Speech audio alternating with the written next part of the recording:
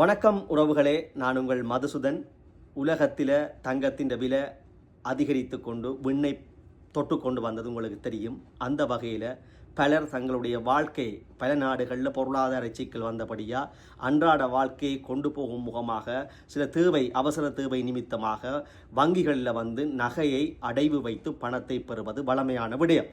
அந்த வகையில் அது தமிழர்களுக்குரிய ஒரு சேமிப்பு பழக்கமாக இந்த நகை தங்கம் இருப்பது உங்களுக்கு தெரியும். அந்த விடயத்திலே எங்களோட ஊர்களில் நகையை அடை வைக்கிறது, அடைய வச்சு பணம் பெறுவது போலத்தான் கனடாவிலே இருக்கிற தமிழர்கள், நான் தமிழர்களைத்தான் மெயினாக சொல்ல போனோம், அதை விட வேறு இனங்களும் தங்கத்தை வைத்து கொண்டு அதை அடகு பிடித்து அதிலிருந்து காசை பெற்றுக்கொள்வார்கள். அதே போல் இங்கேயும், அதாவது கனடாவில் நாங்கள் அவதானிக்கக்கூடிய ஒன்றாக இருக்கின்றது நகைகளை அடைவு வைத்து அதிலிருந்து தேவையான பணங்களை, அவசர பணங்களை பெற்றுக்கொள்வது. இப்பொழுது அதிக விளம்பரப்படுத்துகிறார்கள் அடகு சம்பந்தமாக.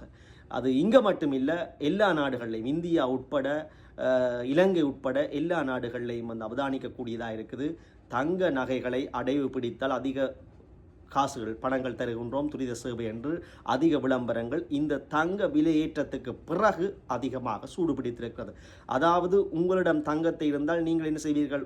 ஒரு அத்தியாவசிய தேவைக்கு வைப்பதற்கு பதிலாக இப்பொழுது தங்கம் விலை கூடி விட்டதே என்பதற்காக அதிக பணத்தை பெறலாம் என்ற ஆவலிலே கொண்டே நீங்கள் வைப்பீர்கள். அதை வைத்தால் பிறகு மீட்பதற்குரிய வழிமுறைகளையும் நீங்கள் தீர்மானித்திருக்க வேண்டும். மீட்கப்படாத விடத்தில் பெறுமதியான தங்கம் பறிபோய்விடும்.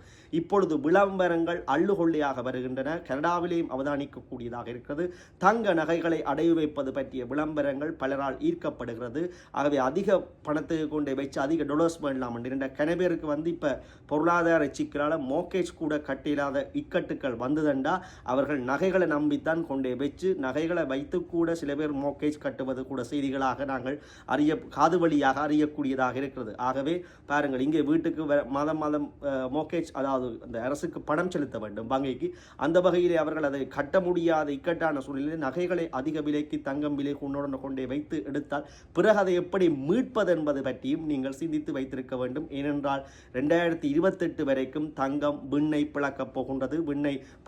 வெண்ணை தொடுகின்ற அளவிற்கு தங்கத்துடைய விலை உயரமாக போக போகிறது. ஆகவே உங்களுடைய தங்கங்களை இயன்ற அளவுக்கு நீங்கள் பாதுகாக்க வேண்டும். தங்கத்திலே முதலிடுவதற்கு நீங்கள் முனைய வேண்டுமே ஒழிய தேவையில்லாத காரணிகளுக்காக அதிக பணத்தை பெறலாம், அதிக டொலர்ஸை பெறலாம் என்பதற்காக எந்த அத்தியாவசியமும் இல்லாமல் உங்களுடைய தங்க நகைகளை கொண்டே அடகு, ஒரு சாதாரண விடயத்துக்காக அடகு வைப்பது என்பது மீட்க முடிந்தால் வைக்கலாம், மீட்க முடியாமல் விட்டால் இருக்கின்றதை வைத்து கூடிய பணத்தை பெறலாம் என்று நீங்கள் வைப்பது ஒரு புத்திசாதுரியமான விடயம் அல்ல.